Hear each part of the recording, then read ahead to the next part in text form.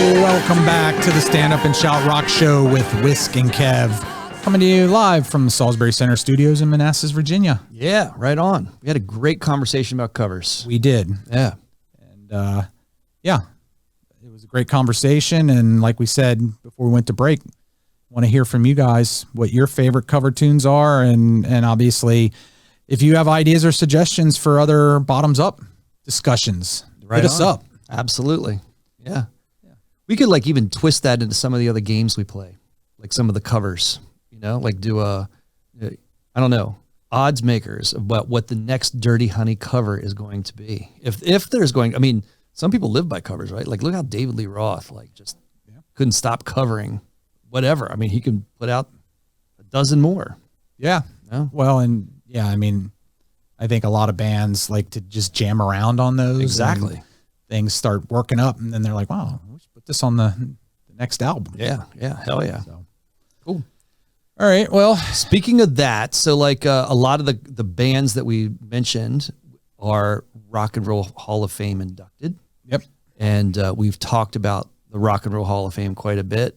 And then there's been some recent news over the past month regarding the Rock and Roll Hall of Fame that will kind of close out our conversation tonight. Sure. Because it is big news regarding the Rock and Roll Hall of Fame and its original founder, one of its original founders, Jan Wenner. Yep. Kind of its primary founder. And I think Scott can pull up the article. It's from NPR. NPR, we're getting academic and educational in here with NPR rather than Blabbermouth or Loudwire. Yeah. So you shared this article with me and I've read through most of it and it's Are you calling me an NPR nerd? I didn't say that. Nerd. But it was a very interesting read. Yeah. And doesn't sound becoming of Mr. Jan Wenner. Yeah, like it was spawned by comments that he had made regarding the lack of diversity that's in the Rock and Roll Hall of Fame and in specifics to artists of color or female artists, right, and the lack thereof. And that's been a long conversation for a long while. I think that like we've talked about the context of the Rock and Roll Hall of Fame about very deserving acts, regardless of gender or race, ethnicity, that just seem to somehow be excluded. And that's why I think that we referred to it right as the Rolling Stone Hall of Fame, which Jan Wenner is the founder of Rolling Stone, because it always seems to have that theme. So if you haven't been reading about an act, whether it be female or of color, in Rolling Stone, you're not going to see it then in the Hall of Fame either. And, you know, the white male version of that we've probably talked about the most is Iron Maiden. Right. And the exclusion of a great rock and roll act and one that has a sustained long career and was innovative and with a substantial fan base somehow gets overlooked. And it just seems like because there's an exclusive group that just doesn't like them. Right. Well, and from, you know, as a rock and metal fan, specifically to Iron Maiden and some of the other acts that haven't gotten in, when there are bands that have been inducted, like Metallica, that will very openly cite Iron Maiden as one of their main influences, right, that they're not in, but Metallica is, there's something not right there. Right. But the things that he said in this article, when I was reading it, so it sort of took me back to CNN did a mini series. They did it on each of the decades, and in their series on the 80s, they did a whole hour-long episode on MTV, and how MTV got started and how it blew up, and you know how it was innovative, and you know, but at the same time, there were not a lot of artists of color that were played on MTV. I remember that controversy also. That was with Michael Jackson specifically, and a song we talked about earlier in terms of colors with Billie Jean. They would not play Billie Jean, and even so much so, David Bowie, they showed the clip where he's in the studio being interviewed by Mark Goodman, and he's trying to press him on why you're not playing any videos from artists of color. And the comments that were being made back then at a completely different time than what some of the comments that Jan Wenner made as to why women and acts of color are not in the Rock and Roll Hall of Fame. Right. It was kind of mind boggling that is the mentality of someone who's been in the industry for as long as he has. Yeah. The paraphrase, not the exact quote, but the paraphrase is that, Jan Wenner made the statement that they were not articulate enough, Right. In their music to be included in the Rock and Roll Hall of Fame. I first noticed this before this article because, I'm a rabid Living Colour fan. So like I watched that in a lot of the media that they put out in their social media, that of course they had a very strong reaction. And again, like I find that as a band that's very deserving to be in the Rock and Roll Hall of Fame, not necessarily because they're an act of color, just because their music is what it is and their live performance is what it is, and which is stellar, as opposed to, then you have a contrast to that, which was brought up in the NPR article with someone like a Dolly Parton, who is then, a female artist, who then really kind of responded by saying initially, like, I don't know if I belong here, just because I don't know if I play rock and roll. And for whatever reason, it seemed like Jan Wenner liked her, so he wanted her in the Rock and Roll Hall of Fame, and then really pushed and forced the issue. Right. And so her rock album came out after she was inducted into the Rock and Roll Hall of Fame. And that's not necessarily a dig on Dolly Parton. You don't want to necessarily discredit her, but it is a dig on other acts like a Living Colour or like an Iron Maiden that absolutely have been playing rock and roll for a long sustained amount of time. And I think it's a fan frustration, right? Like when you go to see sure. it, and we even see it with Kix, like a lot of the interviews that we put out with Kix or some of the articles in media, like we see that in our comments and social media, like these guys belong in the Rock and Roll Hall of Fame, and they had more of a sustained rock career than Dolly Parton did. For sure. You can make that argument. Yep. Regardless of gender or race, or it's just then down to the position of music. And right. That's why it's hard to find, I think, a true Rock and Roll Hall of Fame.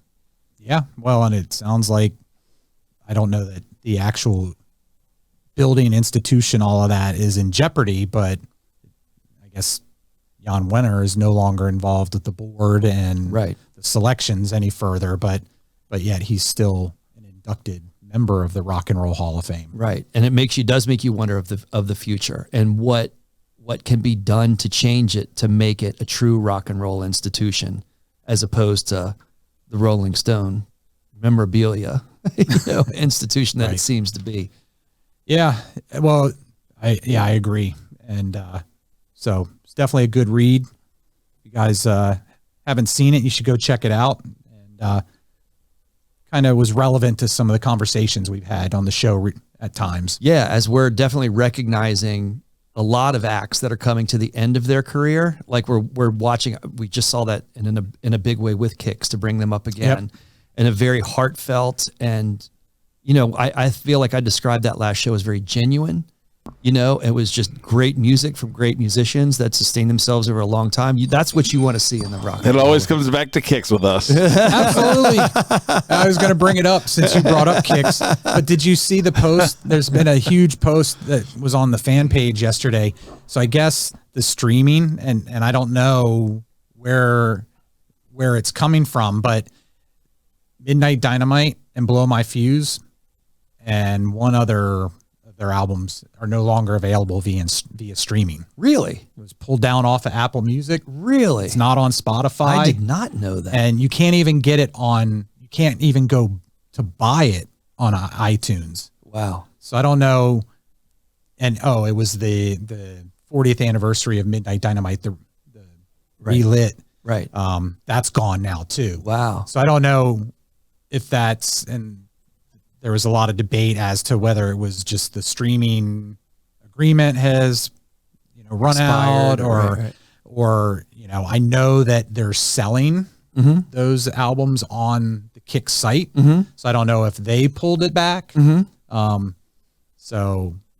there was a ton of people talking about it, and, I didn't really notice it because I have paid versions of that. Right. Exactly. I was going to say, right. In my library on my phone. Right. So, right. But when I read the article and all the comments about it, I went to look on Apple Music, and it's gone. Damn. So. I didn't know. I mean, I'm in the same boat. Like a lot of our old music. I mean, we went through different incarnations of recordings, right? I mean, I think our era started almost with tapes, then it went to CDs, and then it went digitized, so that we were the people that sat there and like ripped all of our CDs, into a digital format.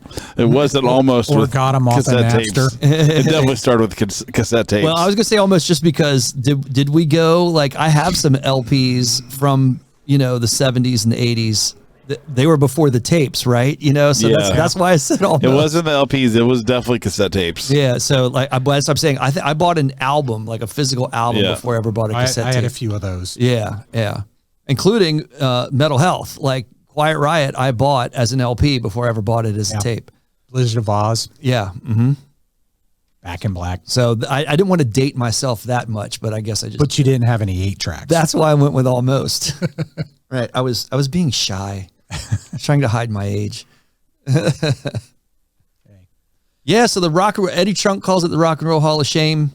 He did it, for musical purposes. I think that we're seeing more and more evidence that is true. That there is a strong bias that it goes to gender, goes to ethnicity, then it also goes to simple musical tastes. Right. And that's frustrating. Well, and that was the other, to paraphrase one of the other quotes that stuck out to me is, here you have guys that are blindly ignoring basically the group, right. Artists of color created rock and roll. Right. But yet they're not being recognized for what they've done. Right. Some, but certainly nowhere near the others that should be, as well as plenty of other artists, but aren't getting their due. And good, if you remember the Nirvana induction, I mean, that was their move, is to have a female front every song that they were playing as a part of their induction, just to make that statement. That was pretty slick on their part. So big props to you, Dave Grohl, as always. So way to get that recognized. Cool. All right. Well, I'm going to close on that note, but we're going to be back in 2 weeks. Yep. No month-long break. No month-long break. And back in 2 weeks, and a lot of stuff will have happened, and I'm sure there'll be new news and plenty to talk about. Absolutely. As always. So catch in too, and check out all the other programs on the Wild Style Network. I'll let you know how that Dirty Honey show is. I appreciate that. I'm sure you'll keep me well up to date while you're there. So cool. Yeah. Kevin's going to cry now. Go home, cry in his pillow.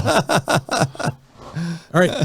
We'll see you next time on the Stand Up and Shout Rock Show. See ya. See ya.